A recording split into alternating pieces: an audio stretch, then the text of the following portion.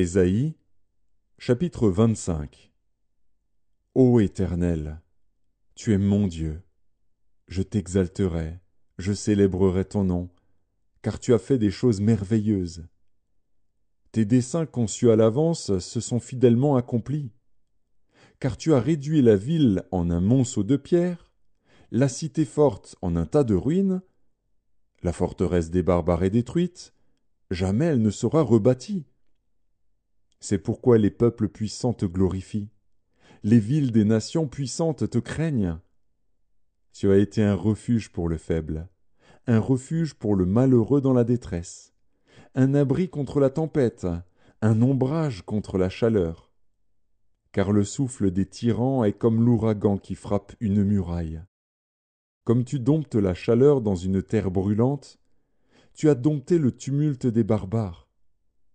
Comme la chaleur est étouffée par l'ombre d'un nuage, ainsi ont été étouffés les chants de triomphe des tyrans.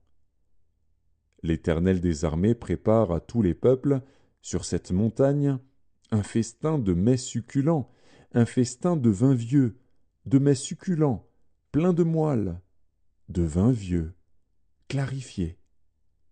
Et, sur cette montagne, il anéantit le voile qui voile tous les peuples, la couverture qui couvre toutes les nations. Il anéantit la mort pour toujours.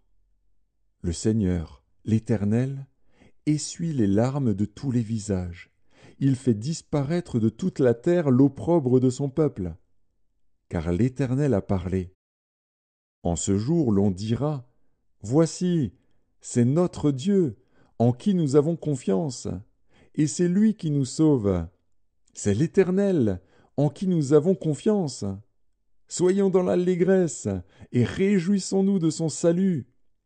Car la main de l'Éternel repose sur cette montagne, et Moab est foulé sur place, comme la paille est foulée dans une mare à fumier. Au milieu de cette mare, il étend ses mains, comme le nageur les étend pour nager. Mais l'Éternel abat son orgueil, et déjoue l'artifice de ses mains. Il renverse, il précipite les fortifications élevées de tes murs, il les fait crouler à terre, jusque dans la poussière.